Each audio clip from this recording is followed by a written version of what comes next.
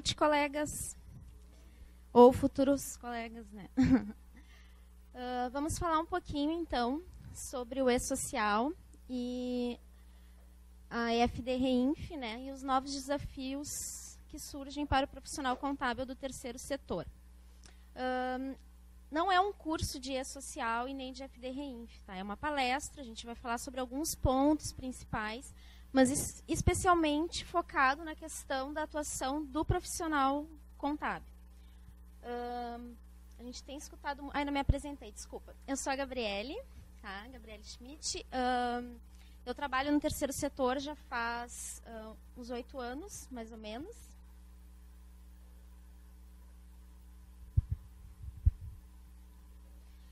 Estou na comissão de estudos do terceiro setor.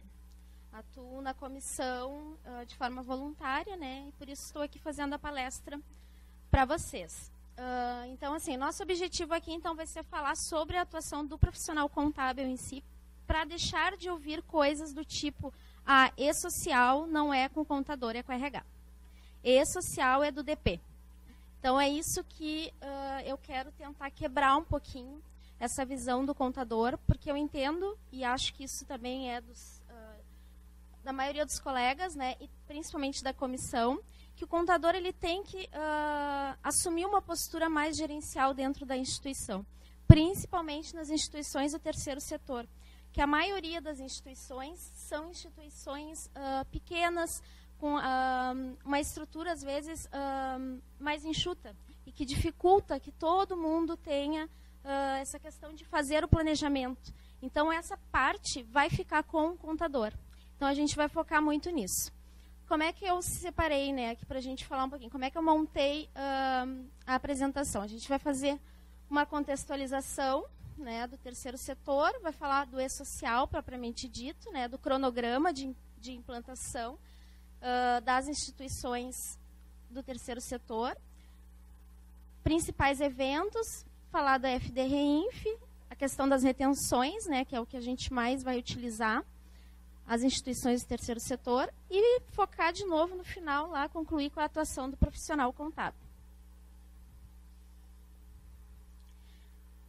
Eu trouxe aqui uma imagem que é bem, eu acho ela simples, mas ela é bem a mensagem que eu quero passar assim, inicialmente. Isso é uma representação gráfica, né, que se usa muito para falar do terceiro setor, dos 3 setores da sociedade do terceiro setor.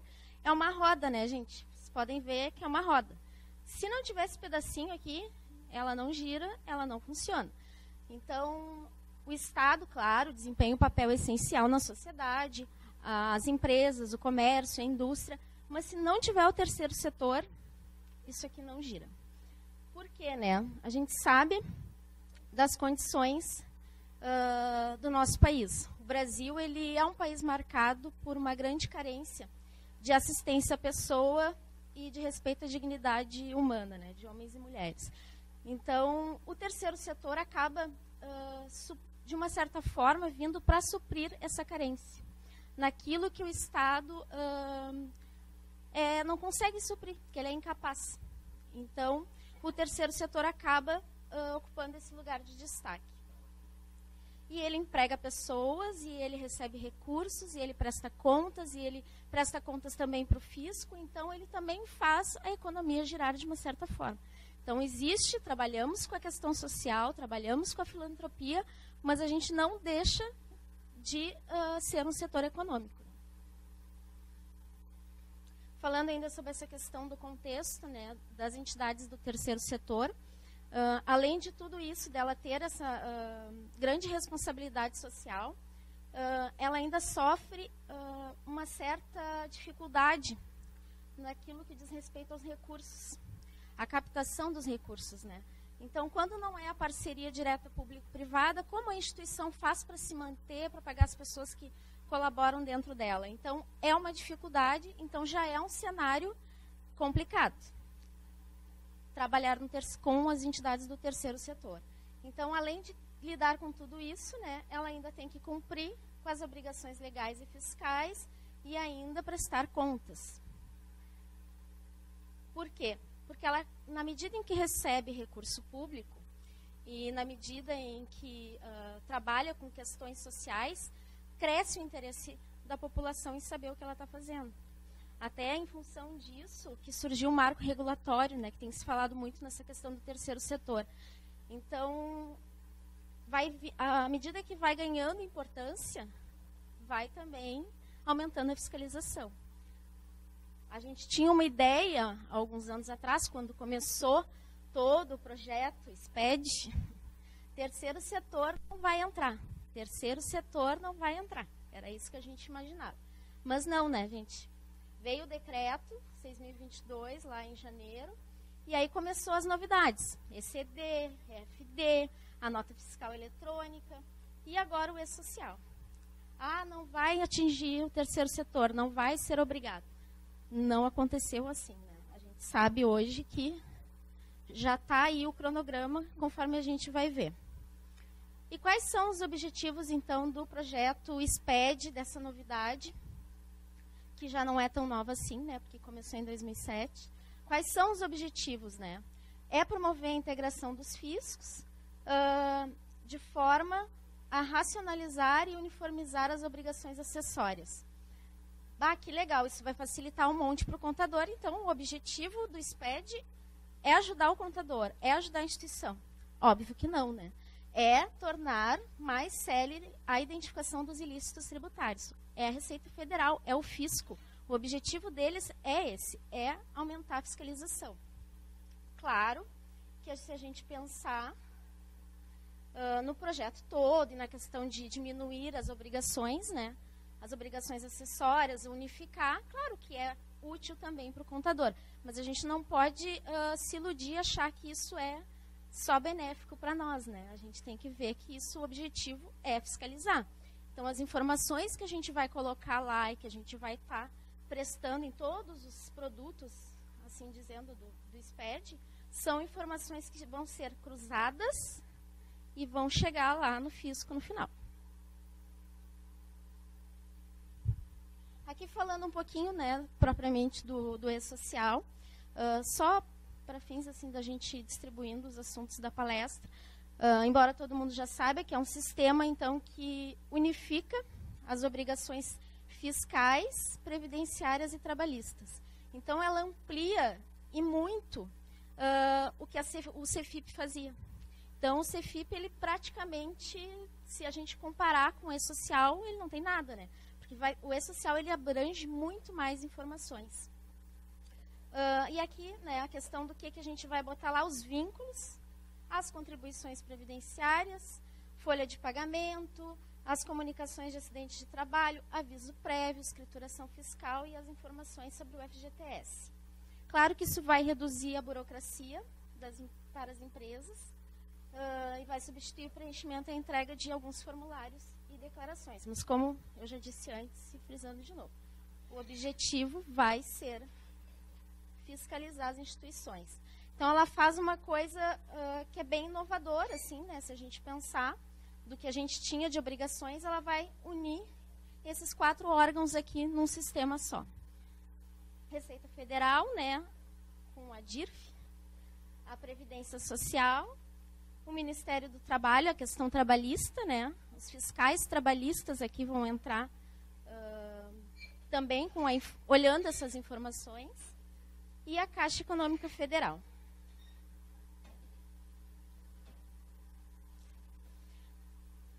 A longo prazo, não de imediato, né? A gente tem algumas obrigações que, com certeza, elas vão deixar de existir com o tempo. A DIRF, a RAIS, o CAGED, perfil profissiográfico previdenciário, que é uma informação que a gente tinha que estar preenchendo aqueles relatórios, né? O CAT e os afastamentos. Isso aqui são coisas que a gente ainda vai ver como vai funcionar. Mas, de imediato, o que a gente já vai poder perceber? A questão da folha de pagamento e o livro de registros empregados. Isso a gente já vai ver em seguida já sendo substituído. Assim como a GFIP e a CEFIP. Que acredito que é o sonho da Receita eliminar isso aqui, né? Porque eles não conseguem acessar nada das informações hoje que são enviadas ali, né? Então, a Receita tinha essa dificuldade, eles não conseguem, né? E agora, com o E-Social, eles querem já acabar com isso aqui. Aqui está o cronograma, que foi publicado dia 29 de novembro, né? Nós temos aqui as grandes empresas e as demais empresas e os órgãos públicos. Onde a gente está, terceiro setor, demais empresas. Então, esse é o cronograma que nós vamos ter que seguir nessa questão da implantação do E-Social. Então, de imediato, né, que julho, se a gente pensar, já é agora, né, daqui a 2 meses. É o cadastro do empregador. Então, são as empresas onde nós trabalhamos ou os nossos clientes. A informação da pessoa jurídica, né? E as tabelas. Essas tabelas dizem respeito à parametrização da folha, são aqueles dados que são importantes, que nós vamos alimentar depois os eventos com base nessas tabelas. Então, aqui tem que ter muito cuidado. É a função de RH? Só de RH? Será que o contador não tem que estar aqui? Onde é que a gente vai botar os percentuais lá de desconto e retenção da folha? Dos trabalhadores avulsos, do autônomo? Será que é só questão de RH? Então, aqui eu entendo que o papel do contador é vital também. Aqui, os dados dos trabalhadores e os vínculos. Aqui já é aquela complicação toda do cadastro do funcionário, que eu acho que quase todo mundo já ouviu falar, né, da questão da qualificação cadastral, do CPF, do NIS, data de nascimento. Eu vou falar mais um pouquinho depois na apresentação sobre isso. Mas aqui tem uma questão muito complicada. Está bem difícil isso, tá? Até as empresas que têm, as grandes empresas ali, têm bastante dificuldade. Existe uma questão do NIS, eu vou falar depois, mais calma nisso, mas isso aqui é muito importante, atenção. Depois, em novembro, nós temos a folha de pagamento. Em janeiro, substitui-se já o GFIP.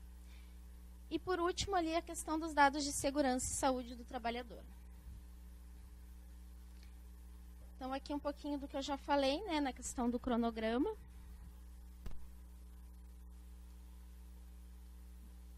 Voltando, peraí.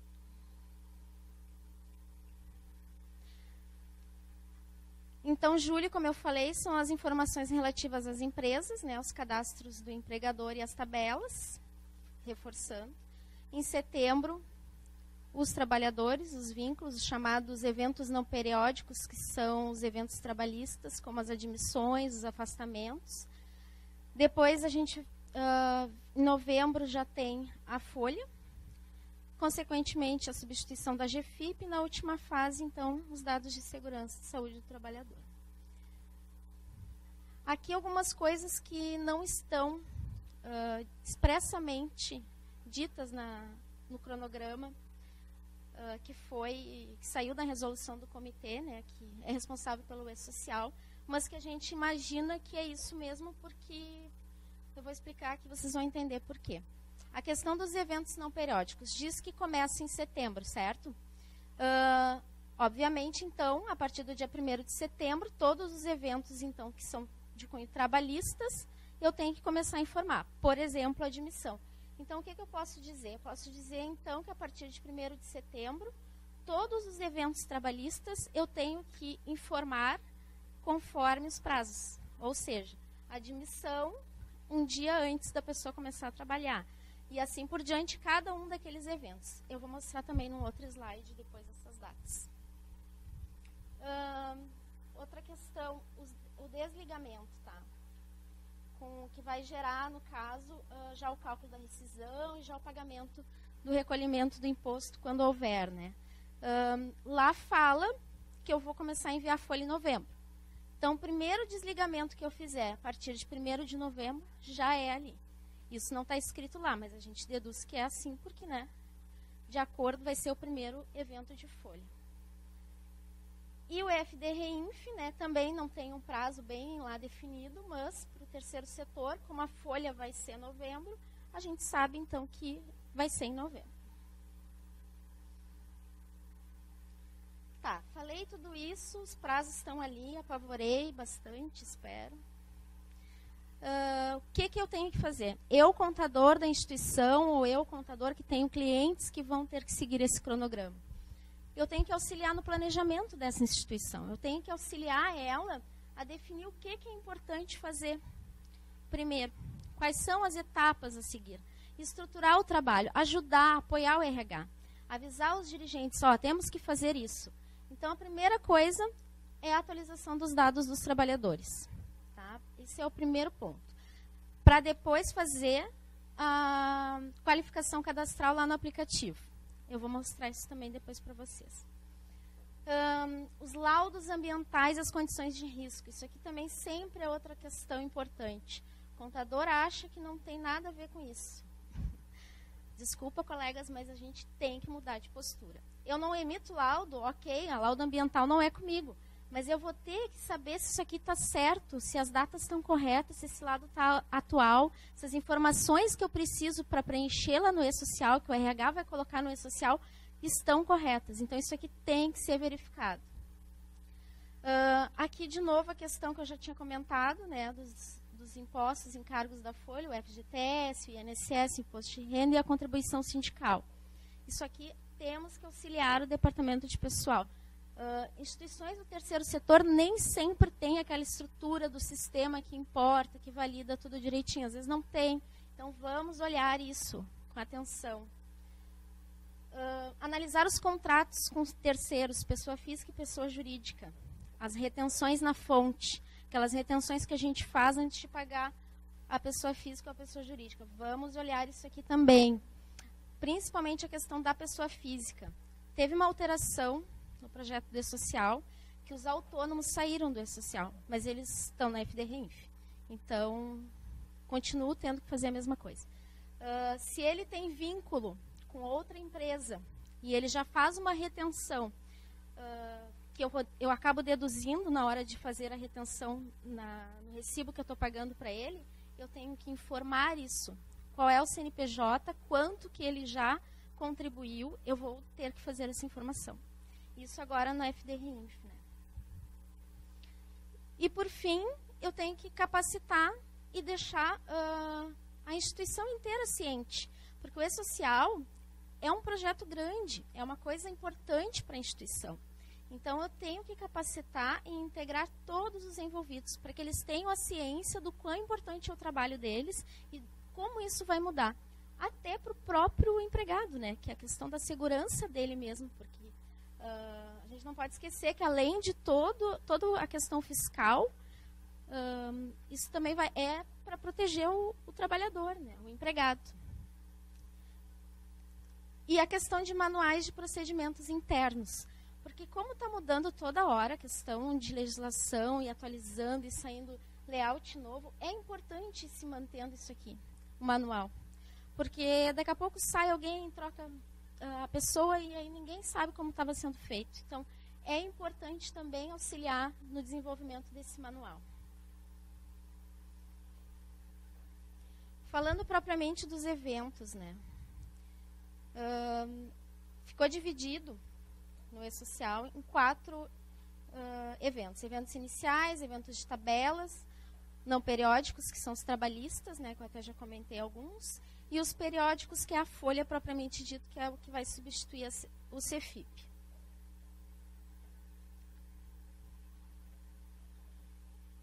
Falando então dos eventos iniciais, é o primeiro grupo que vai ser enviado. É onde a gente vai fazer a classificação fiscal e tributária da instituição. São vários campos para preenchimento, né, que dão toda a cara da empresa, a cara da instituição que a gente está informando lá no E-Social. Para nós, no caso, empresas do terceiro setor, né, é lá que a gente vai fazer um indicativo, que é uma entidade sem fins lucrativos. É lá que eu vou dizer se ela é uma entidade de prática desportiva. É lá que eu vou dizer se ela é isenta, imune, porque se ela tem algum certificado de isenção. E se tem o SEBAS, tá? Claro que não é só dizer se tem ou não tem, né? Tem vários campos lá nas tabelas que vão pedir para a gente informar. Data que ela adquiriu a isenção, né? protocolo e o número dessa isenção também são informações, dependendo do tipo de certificado, que vão ir lá. E aí, falando um pouquinho dos eventos de tabela, são os eventos que vão completar os iniciais e validar as informações dos eventos periódicos e não periódicos. Aquilo que eu falei lá no início, né? É os parâmetros. A maioria das empresas contábeis tem sistema e que faz isso, mas aquelas entidades, volto a dizer, pequenas, não tem. Né? Então, isso aqui tem que ser visto manualmente por essas instituições. Os eventos de tabela, então, também fazem parte da primeira fase. E uma coisa importante, tá, que também a gente comentar, eles não são excluídos. Fiz uma informação, mas mudou, não é mais aquilo. Eu tinha um funcionário que eu calculava a forma, pagava insalubridade e passei a pagar periculosidade. Eu não vou excluir, eu vou botar uma data de fim. Aí eu finalizo aquela informação e coloco a informação nova. Não se exclui. Até para ter registro, né? Porque eles todos ficam no registro de forma histórica. Até eventos que eu encerrei, eu pagava uma gratificação e não pago mais, quero tirar de lá. Fim, não é excluído. Eu coloco a data de validade mesmo daquele evento. Falando um pouquinho, então, do cadastro de vínculo, que é o cadastro do trabalhador, do empregado. Esse é o registro complicado. A maioria das empresas não mantém um cadastro atualizado dos seus funcionários. A gente sabe que tem problema, desde data de nascimento até endereço, porque aqui eu estou simplificando essa informação para qualificação cadastral, tá, gente? Mas lá no evento de tabelas, lá onde tem todas as informações que precisa, são 2 folhas de dados. Quando tem filho, quando tem dependente, no caso, pede tudo, assim, é bem completa mesmo. O que a gente tem que ter atenção aqui, tá? Essa questão da qualificação cadastral, para fazer a validação. É que essas informações aqui, normalmente estão erradas. Por que usar o NIS, né? Por que não é o PIS, PASEP, né, que a gente está acostumado? Porque a Receita Federal ela teve que encontrar uma forma de unificar. O que acontece hoje, tá?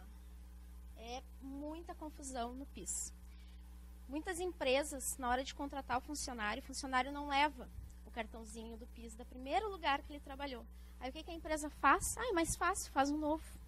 Aí a mesma pessoa, às vezes, tem 3, 4 PIS. Acontece muito isso também com o autônomo. Trabalhou a vida toda como autônomo, mas as empresas não perguntaram para ele se ele já tinha um número. Foi lá e cadastrou um outro número. E assim está estabelecida a confusão.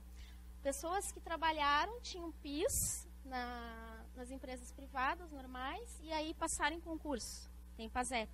Então, como unificar isso, né? Aí a Receita, não, nós vamos usar o NIS. O NIS é o cadastro do cidadão. E aí está obrigando as empresas a fazer isso aqui. Qualificação cadastral. Deu problema, não fechou, a gente vai ter que orientar os colaboradores a irem na Caixa ou no INSS arrumar esse cadastro aqui. Porque a gente vai precisar ter essa informação e unificar ela para mandar o E-Social. Então é muito importante. Até nome. Uma letrinha errada no nome não faz a qualificação. É exatamente o que está na Receita Federal. E volta. Aqui está a telinha, né? Para quem não viu ainda. Eu botei porque a gente conversa com os colegas, assim, corredor, conversa com outras instituições e tem pessoas que ainda não entraram na tela de qualificação cadastral. A gente já tem que fazer isso aqui agora, em julho. Algumas empresas já estão fazendo e tem gente que nunca entrou no portal do E-Social e viu que existe isso aqui. Tem empresas de softwares, desses softwares contábeis que já trazem isso no próprio programa, né? Mas as que não têm, vão ter que entrar lá e fazer dessa forma. Importante, eu não comentei ali. Tem que fazer um por um. Deixa eu voltar aqui. Eu tenho que fazer um por um, botar CPF por CPF. Minha instituição tem várias pessoas que trabalham nos projetos na universidade, são professores, eu vou ter que fazer um por um. Não, eu posso fazer um cadastro em lote, que aceita até mais de 10 empregados. Então, não é uma coisa tão impossível. O retorno é que tem que ser mais ágil. Demora 48 horas, tá? Fazendo isso, para mim, receber o resultado são 48 horas. É o que está previsto, né, no portal. Falando agora, então, sobre os eventos trabalhistas, que são aqueles não periódicos, como uma admissão, por exemplo, né, que a gente comentou também já antes ali. Então, ela é esse fato jurídico trabalhista entre empregador e trabalhador e é de natureza informativa, porque eu não gero valores para recolher, para pagar, eu não gero essa obrigação, é só a questão de informação mesmo. Aí, como eu falei também, né, ela passa, a partir de setembro, a ter a obrigação quando ocorre. Tem uma tabela ali que eu vou mostrar os principais eventos também, com as datas ali para vocês saberem. Aqui, ó.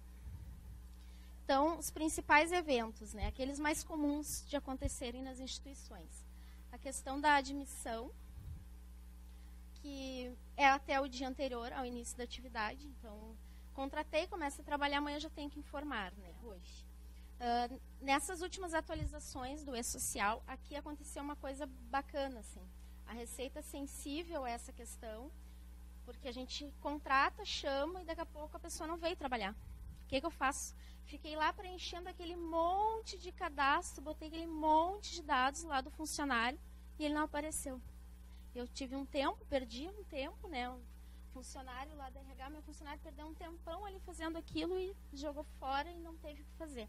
Então, agora a Receita tem esse registro preliminar lá dentro do E-Social. Eu cadastro informações básicas, são 3 informações, CPF, data de nascimento e a data da admissão, e mando. E aí eu ganho tempo para preencher o resto até o envio da próxima folha. Então, ficou bom assim, né? A gente pode fazer a informação mais rápida, eu já informo no prazo que diz lá, um dia antes da admissão, mas eu não tenho aquela obrigação de preencher aquele monte de dados no funcionário. Aqui, o CAT, né, que obviamente é o dia seguinte ao acidente, a gente pode pensar que isso é bem lógico, porque para a Receita saber, o Ministério do Trabalho também ter essa informação, teria que ser imediatamente mesmo. O aviso prévio, aqui é só o trabalhado, que é até 10 dias da ocorrência, porque se for o indenizado, entra como o desligamento, que são os eventos daí que geram o DARF, que geram valores, e aí entram no prazo do envio da folha, que é novembro.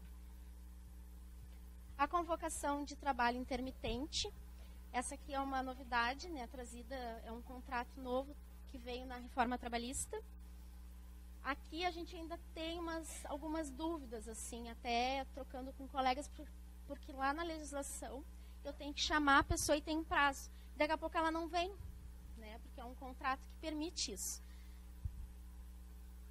E aí ele diz que eu tenho 10 dias da ocorrência. Tá, mas se não acontecer, se ele não se apresentar para trabalhar, como é que eu vou fazer para excluir isso, né? A gente não sabe isso ainda.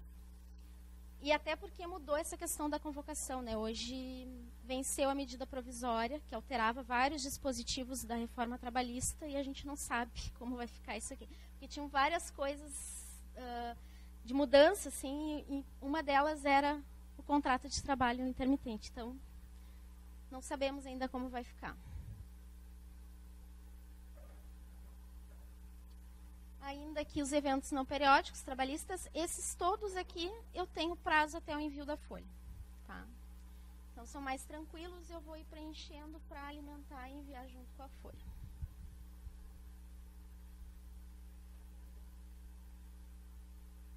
Ainda falando aqui também sobre os eventos trabalhistas, eu acabei já falando dos autônomos, né? Mas dentro do E-Social ainda tem os trabalhadores avulsos, os dirigentes sindicais, os estagiários e os diretores, não empregados e cooperados. Então, ainda estão no E-Social. É só os autônomos mesmo, que pode ser informado no E-Social de forma facultativa, mas não faz muito sentido porque eu vou colocar eles lá no FDRINF, né? Então, não teria porquê. Existe uma validação, prévia validação, né? Conforme vai fazendo o E-Social, mas é em cima das próprias informações que nós mesmos fomos gerando dentro do sistema, nas tabelas, nos eventos iniciais. Então, isso ele já vai validando. Tipo, eu não vou poder fazer o desligamento de uma pessoa que eu não cadastrei. Eu não vou poder fazer uma reintegração de alguém que eu não fiz o afastamento. Então, esses, podemos dizer, né, eventos validados dentro do próprio sistema, eles funcionam e ocorrem.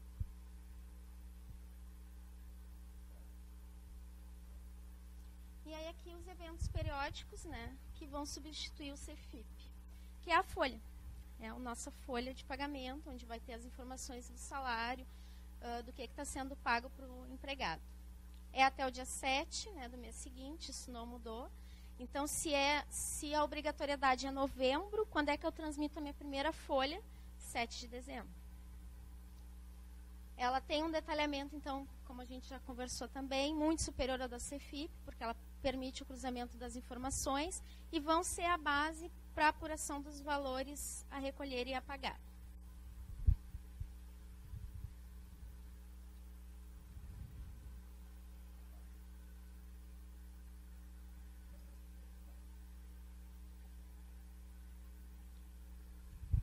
Questão do regime de competência, né, para a folha, isso se mantém, só regime de caixa para pagamentos de rendimentos de trabalho, que é o estagiário, o trabalhador avulso, esses é por caixa dentro do E-Social. Tem um encerramento, tá? Daí falando já uma parte mais operacional, eu faço o fechamento da folha e faço o evento de encerramento daquela folha. Isso também é assim dentro do E-Social. E as empresas que não têm movimento, como funciona? No primeiro mês do ano seguinte, no caso de janeiro, eu vou lá e faço um fechamento dos eventos periódicos, quando a empresa não tiver movimento.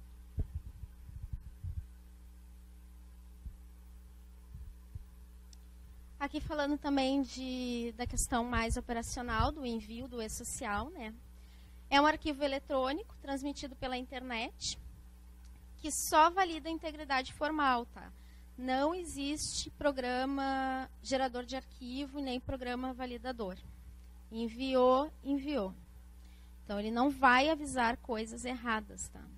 Não vai. Nesse princípio, está escrito lá que não vai. Ele só vai gerar um protocolo de envio na hora, né?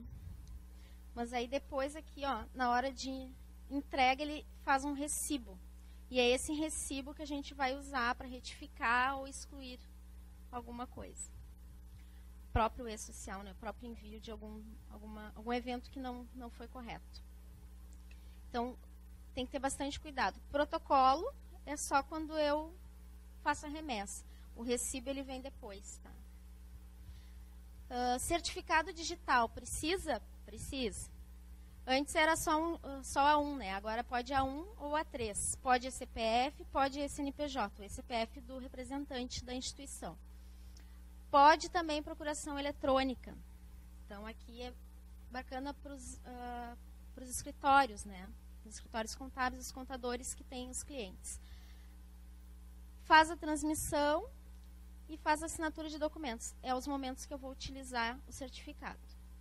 Quem está dispensado de certificado digital? O MEI, que até não entra na questão do terceiro setor, mas é bom a gente saber, né? A microempresa e a pequena empresa, com até 3 funcionários. Produtor rural, quando pessoa física, até 7 funcionários. São os casos em que estão dispensados a utilização do certificado digital. E aí a questão da geração das guias, né? Do DARF, da GPS. GPS não existe mais. É tudo no DARF. E aí onde eu vou gerar? Tudo lá na Receita? Não. Eu ainda vou entrar na Caixa e vou gerar a guia do Fundo de Garantia. Então aqui ainda temos mudanças, provavelmente irão ocorrer. Porque eu imagino que a Receita não quer deixar isso com a Caixa, né? Ela quer essa informação. Ela não vai querer deixar com a Caixa Econômica Federal. Então, aqui provavelmente teremos mudanças.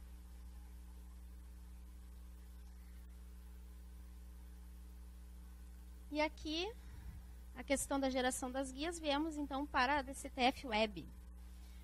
Outro produto do SPED, junto com o E-Social. Então, ele vai receber as informações do E-Social, vai receber as informações da FDRINF, que a gente vai ver depois, e vai gerar as nossas DARFs, com o INSS e com o Imposto de Renda. E as outras retenções, né, que vão vir aqui da FDRINF.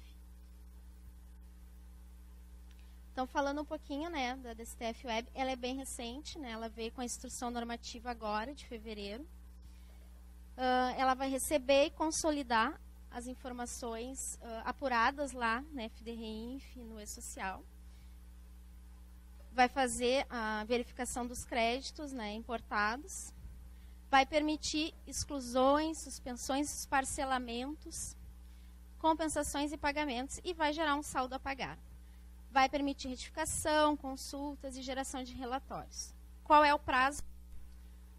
Até o dia 15 do mês seguinte. Mensal, portanto, né? Até porque eu preciso gerar a DARF que vence no dia 20.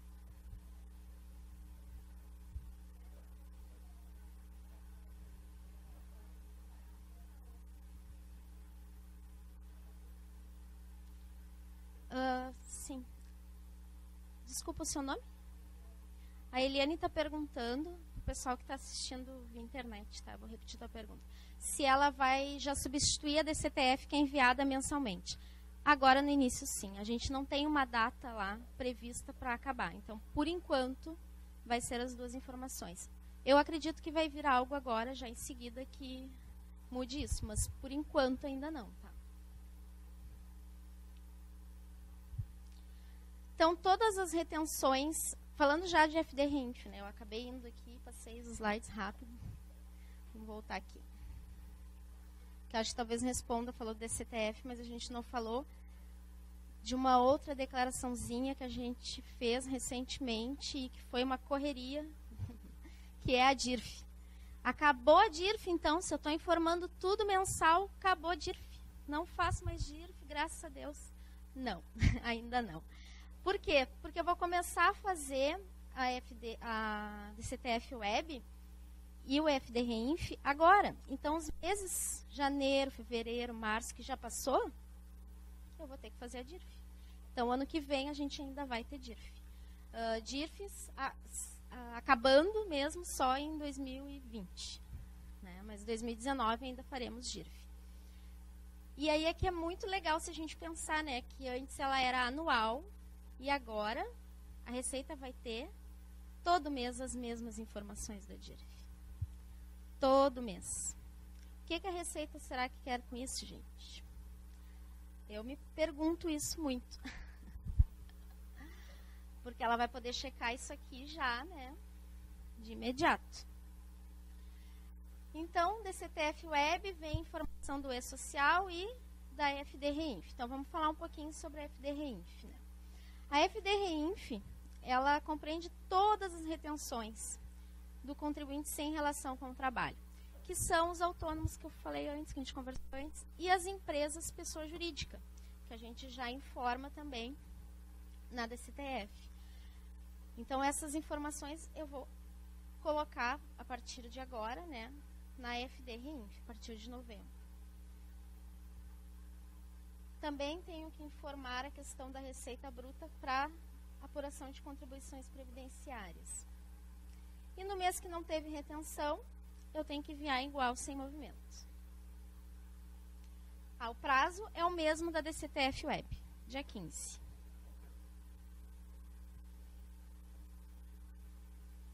Falando então ainda de FDRINF, os débitos que constam lá, então, né, são as retenções feitas sobre as notas, a pessoa jurídica, que são os serviços tomados, né, cessão de mão de obra, comercialização de produção rural, aqui muita questão do terceiro setor, né, quando tem patrocínio a clubes de futebol e receita de espetáculos desportivos.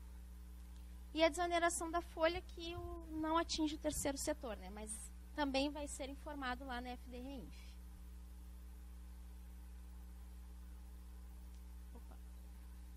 Os créditos, então, são as retenções sofridas na nota, que aqui no terceiro setor praticamente não existe, né? Então, vai gerar mais a informação do que eu retenho mesmo, né?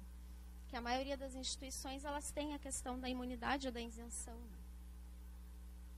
Mas se reteve, né? Aí vai ter que, foi retido dela, ela vai ter que informar. Então, é o imposto, não só o imposto de renda, como a gente fala sempre, né? Mas todas as retenções da nota fiscal da pessoa jurídica.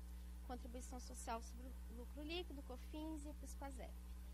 E, de novo, a questão do INSS de 11% quando houver cessão de mão de obra. Tudinho lá na FDRI.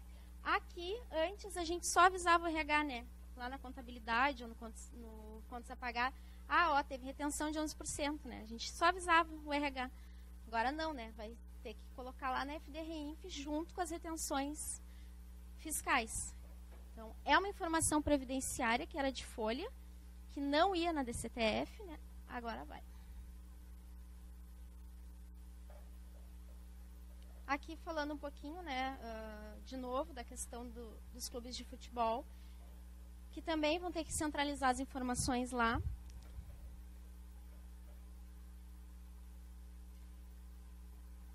E depois de conversar, né, com você sobre tanto o E-Social quanto o FDRINF, o que eu queria trazer assim, de informação, né?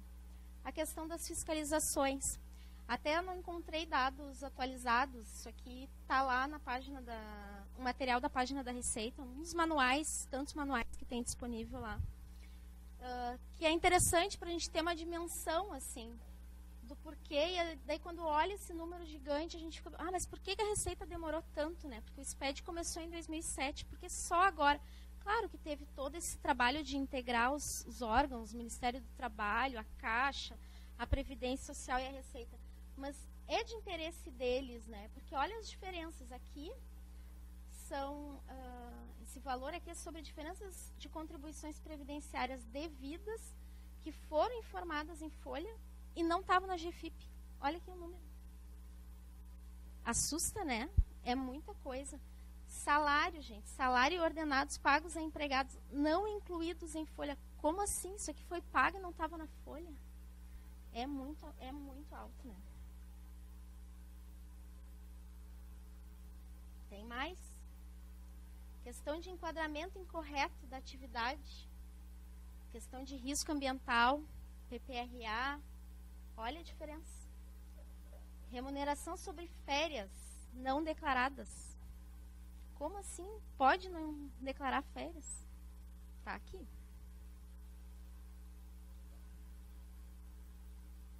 E aqui, mais intrigante ainda é a questão da falta de informação e do que eles apuraram no ano de 2010. Adicional noturno.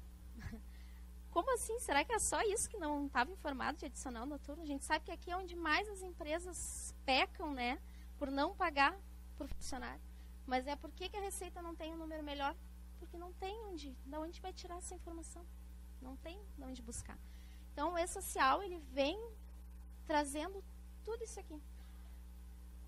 Todas essas informações para dentro do sistema da Receita Federal. Não só com o objetivo de fisco, que é o maior, mas também para controle até do próprio empregado. Também, diante desses números aqui, só para também falar de novo, como eu comecei a palestra, será que nós, contadores, não somos também responsáveis por isso? Então, nesse momento, acho que a gente tem que começar a pensar. Pensar em tudo que vai refletir essas mudanças do E-Social. Onde vai parar todos esses dados que ela não tinha, que agora ela vai ter. Porque ele não vai parar por aí, né, gente? Tem mais coisa vindo. A ideia da Receita é ter um banco de dados para o empregado consultar. Para ele saber se as informações estão sendo passadas pela empresa, se estão corretas. Então, também é uma ideia da Receita Federal. Também um módulo de reclamatória trabalhista. E, por fim, o cruzamento total de dados, a auditoria e a fiscalização disso, né? Integrar todas as informações e gerar a fiscalização. Aqui eu trouxe a questão da página assim, do E-Social, porque, como eu falei também antes no início, ainda tem colegas que não entraram no E-Social, que ainda tem visão de que é coisa de RH, que é coisa lá do DP, das meninas que fazem DP. Não é, gente. Está aqui, a ferramenta existe. Toda semana, praticamente diariamente, estava saindo notícias. Reunião, o que está acontecendo, o que eles estão estudando, o que eles estão querendo mudar. Então, acompanhem isso aqui. É importante. A gente pode, daqui a pouco, tirar daqui uma informação para ajudar o gestor lá da entidade que nos contratou, que espera que a gente faça esse papel. Então, acompanhem isso. Também existe uma ferramenta muito interessante, ó, Árvore do Conhecimento. Mas a instituição tem pouco recurso. Eu não posso mandar meus funcionários, às vezes a gente ouve isso dos gestores, não posso mandar meus funcionários fazer curso de E-Social. Não posso, não tenho dinheiro para isso. Está lá, de graça. Entra no site, abre aqui, tem vários vídeos de graça. Só entrar e acessar. Tem tutoriais sobre tudo, assim, como preencher uma tabela, daquelas específicas assim que eu comentei que existem lá no E-Social, né? Tem orientação específica. Como eu faço uma admissão? Como eu envio esse evento? Tem tutorial lá. Ó. É só clicar aqui, tem vários. É curso extenso, vou ficar o dia inteiro vendo. 2 minutos, 3 minutos. Eles são objetivos. Eles vão lá e mostram, clica aqui, faz aqui. Bem objetivos. É muito interessante. E aí, gente, eu vou dar um espaço aqui, porque eu acho que eu acabei rápido demais. Mas trouxe uma mensagem, tá? Eu vou dar um espaço para perguntas, se vocês tiverem interesse. Mas eu queria deixar essa mensagem aqui, é um diálogo entre a Alice e o gato, a Alice do País das Maravilhas. Ela pergunta para o gato, né? Pode dizer-me que caminho eu devo tomar? E aí ele, com muito propósito, responde: isso depende do lugar para onde você quer ir. Aí ela diz: não tem destino certo. E aí ele conclui: então, nesse caso, qualquer caminho serve. Isso serve para nós, contadores? Podemos ser Alice? Não podemos, né? Não tem como.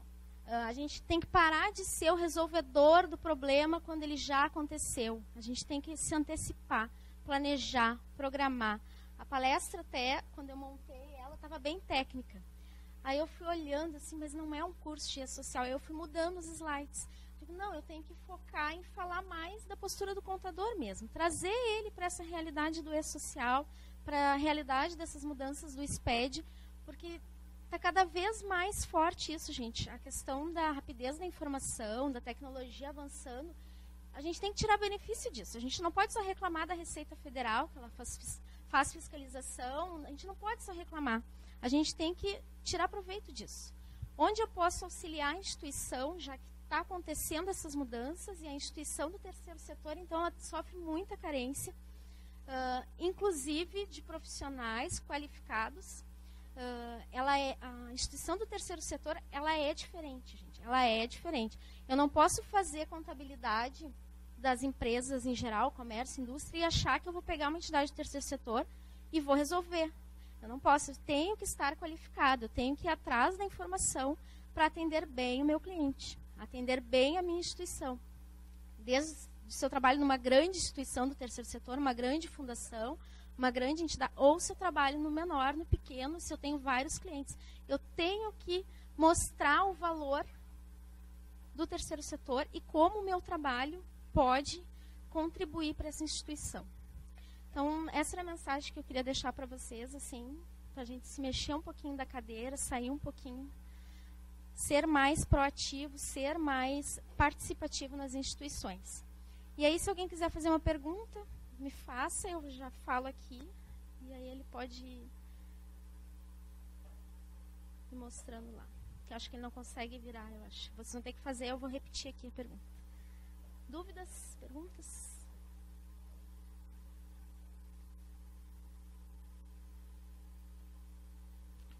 Fale, Miriam.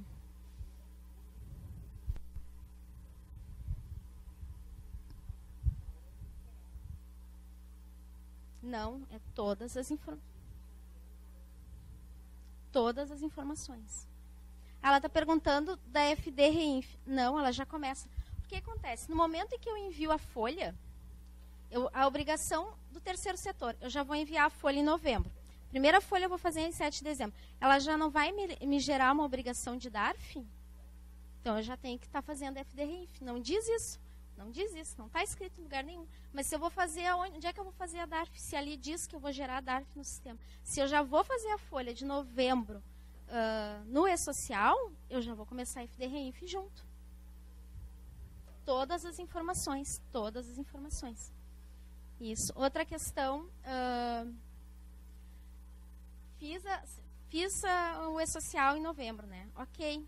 Acabou a GFIP. Não. Lá fala que é só em janeiro. Então, o que eu vou fazer em novembro, dezembro? Competência novembro, dezembro? GFIP e E-Social. GFIP não, desculpa. O CFIP e E-Social.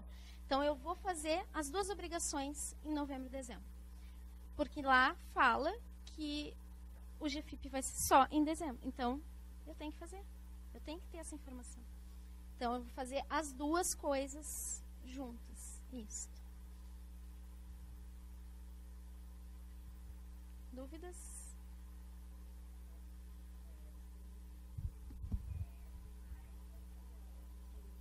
Pelo menos neste primeiro ano.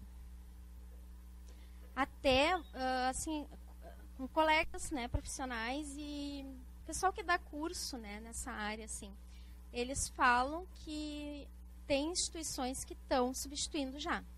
Só que o problema é que a legislação não diz que eu posso fazer isso. Não caiu ainda, ela não foi...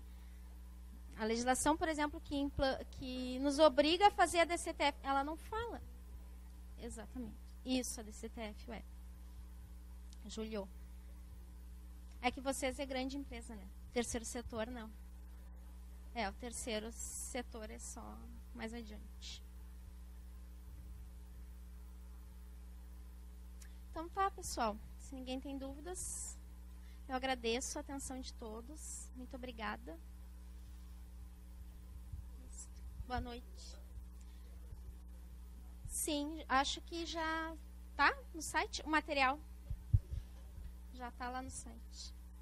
Vai estar disponível com cronogramas, explicações direitinho, o material da onde... questão das referências também, né, da onde a gente tirou. Tá ok? Obrigada. Boa noite a todos.